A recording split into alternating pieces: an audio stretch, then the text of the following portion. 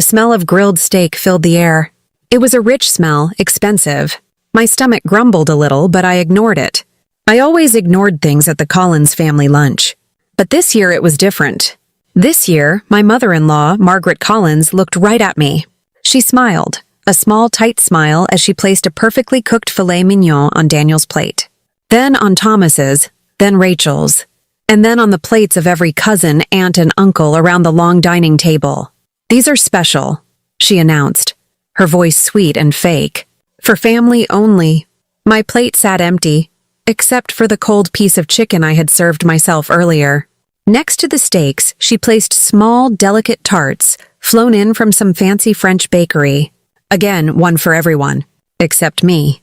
I watched her, my hands gripping the edge of the table. My throat felt tight. "Margaret," I said, my voice barely a whisper. Am I not family?" All eyes turned to me. A cousin dropped her fork. The clatter echoed in the sudden silence.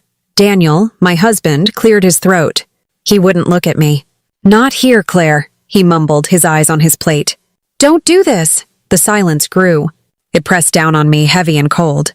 My heart pounded. I was suffocating. I felt like the air had been sucked out of the room. I felt invisible. I felt like nothing. I met Daniel at a book club. I was 22, fresh out of college, already working. An accountant. I liked numbers. They made sense. My life didn't always, but numbers did. I was proud. I supported myself. I paid my own rent, my own bills. I didn't ask for help from anyone. Daniel was in grad school. He said he admired my work ethic. He said I was strong, independent. I believed him. I thought I was marrying admiration. I thought I was marrying a partner, someone who would stand by me like I stood by myself. We dated for 2 years. He was charming. He made me laugh. He said I was special, different. I loved that. I wanted to be special. I wanted to be loved. Then I met his family. That's when things started to change. His parents, Margaret and Thomas Collins, were a lot. Margaret was sharp. Her eyes missed nothing. Thomas was quiet, but his judgment was clear in his silence. Then there was Rachel, Daniel's sister. Rachel had never worked a day in her life. She seemed to float through life, expecting everything to be handed to her. And it always was. From day one, I was dismissed. "Not refined," Margaret would say, looking at my hands. My hands that worked, that earned. "Not good enough," Rachel would sneer, talking about my job. As if accounting wasn't a real profession. As if being an accountant wasn't something to be proud of. At first, Daniel would defend me. "Mom, stop," he'd say. "Claire is wonderful." He'd put his arm around me. He'd squeeze my hand. It felt good. It made me feel like he was on my side. But then, slowly, his words faded. His arm wouldn't come around me as often. He started to grow silent. Just like his father. The silence was the worst part. It was a loud silence. It screamed, "You don't belong." Years passed. 7 years. 7 years of silent snubs. It became a routine, a twisted kind of family tradition. Holidays were the worst. Christmas, Thanksgiving. Everyone would gather.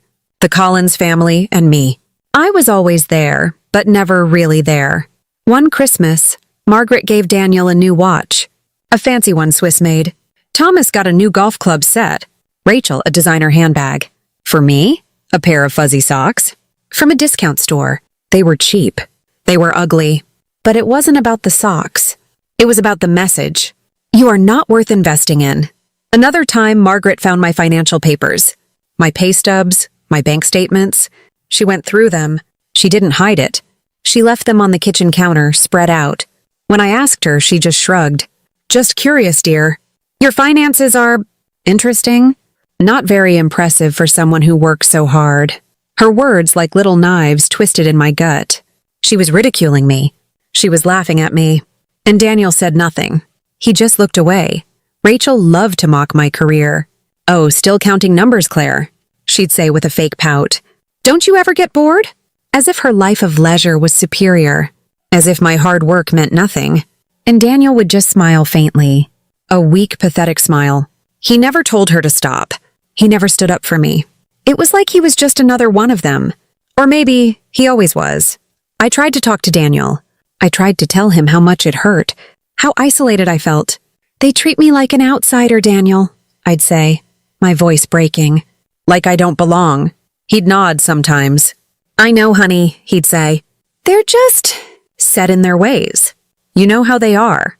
He'd never say, I'll talk to them. He'd never say, I'll protect you. He'd never say, you are my family. It was always excuses. Always silence. His silence became a wall between us. A thick, unmoving wall. Last summer, the wall became a mountain. A mountain I couldn't climb. The family decided on a trip to a lakeside cabin. A family bonding trip. Margaret told me to pack. We're leaving early, she said. I packed my bag. I was actually excited. Maybe this time, away from their usual house, it would be different. Maybe they would see me. Maybe they would include me. The morning of the trip, I woke up early. I helped Margaret load the car. I made coffee for everyone. I did all the usual things I always did. Just before we were about to leave, I went to the restroom. It took me only a few minutes. When I came out, the driveway was empty. The car was gone. I stood there in the quiet house, my packed bag still by the door. My heart sank. A cold dread filled my chest. I called Daniel. Where are you? I asked, my voice trembling. Oh, we left, honey, he said, his voice casual, too casual. Mom was in a hurry. You were in the bathroom. You left without me? I whispered. You just drove away? There was a pause. Then he said it. The words that cut deeper than any snubs, any insults. It's just family, Claire. You're not blood. That's when it hit me. Like a punch to the gut. A hard, agonizing punch. The rejection wasn't just about snubs and gifts. It was about who I was to them. I was not blood. I was not family. I was nothing. I was an outsider. Always. That day, I realized how deep the rejection ran. It was in their bones. It was in Daniel's bones, too. I drove myself to the cabin later that day. I tried to act like nothing had happened. But every smile was a lie. Every word I spoke felt fake. I was numb. The trip was a blur of forced smiles and more silent snubs. I remember looking at Daniel, really looking at him, and seeing a stranger. A man who let his family treat me like dirt. A man who said I wasn't blood. And now, here we were. The annual Collins family lunch. The grand tradition of my public humiliation. I had been forced to help prepare for it, as always. Margaret's orders started days before. Claire, iron these napkins. Claire, clean the silver. Claire, help me chop vegetables. I ironed. I cleaned.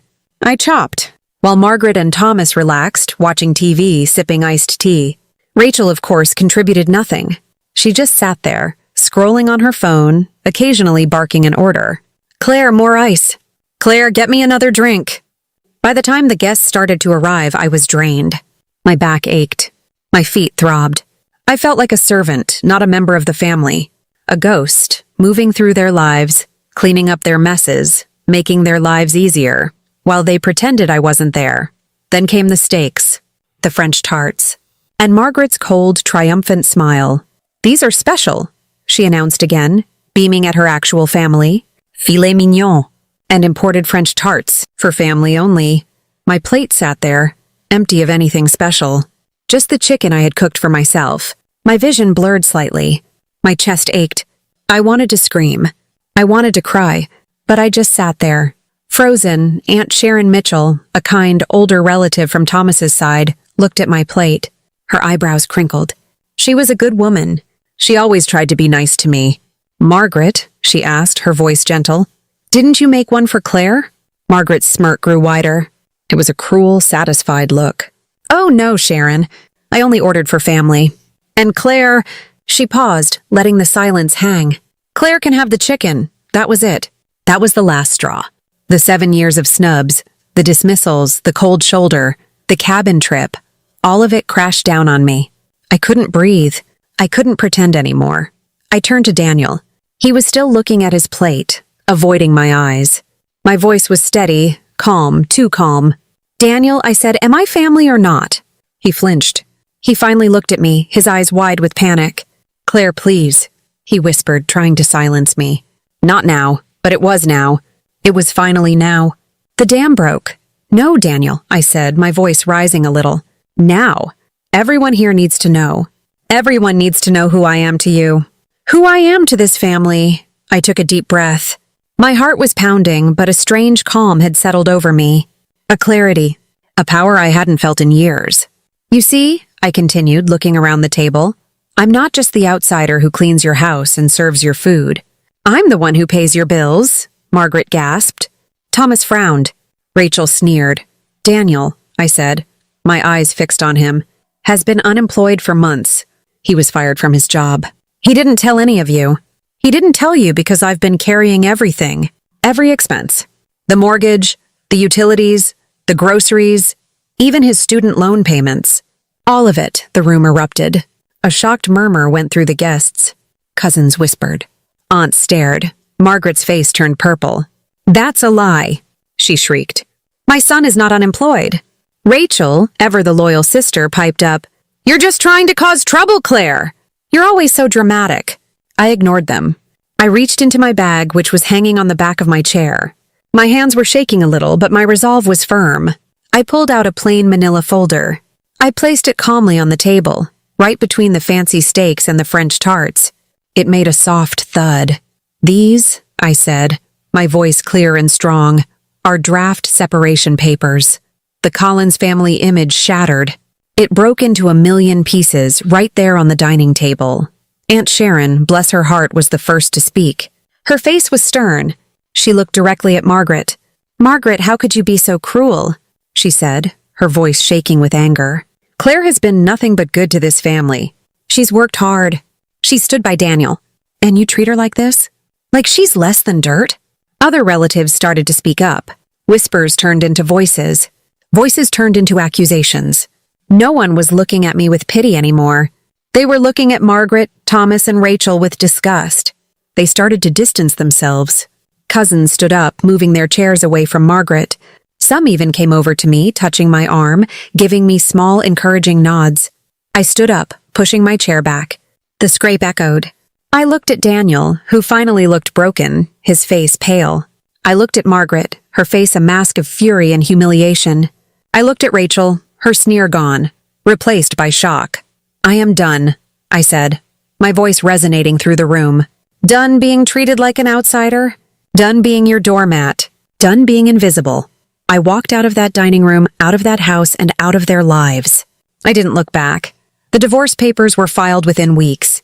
It was quick, clean, and painful, yes, but a different kind of pain. A pain that healed. I earned a promotion at work a few months later. My boss recognized my hard work, my dedication. I wasn't just counting numbers anymore. I was building a future. My future. I accepted a new position in a different state. A new beginning. A fresh start. Far away from the Collins family and their cold, empty house. Daniel called me, months later. His voice was different. Small. Broken. He begged for another chance. He said he was sorry. He said he realized what he had lost.